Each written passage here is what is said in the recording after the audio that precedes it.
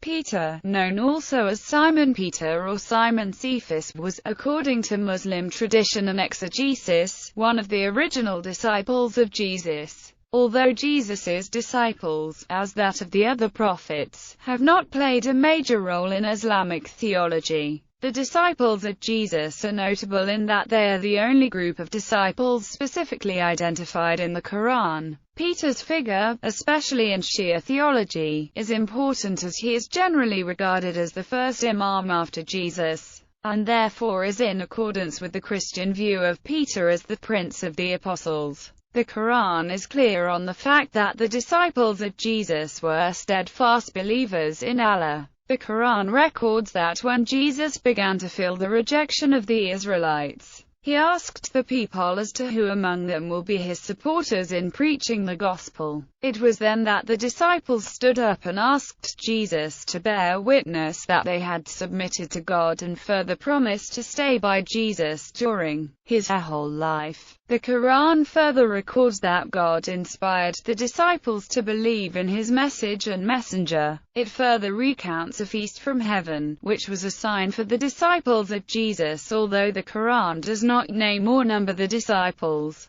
Quranic exegesis names the disciples, and Peter is usually listed at the forefront of all lists, corresponding with his role as the head of the disciples. Numerous incidents involving Peter are narrated in Muslim tradition and tafsir. The most famous of these is the narrative of Peter's preaching in Antioch, which is closely linked with the legend of Habib the carpenter. Muslim tradition narrates that two of Jesus's disciples went to preach the gospel in Antioch, the disciples being John and Jude. As the people of Antioch were devoted to idols, few people, however, followed John and Jude's message.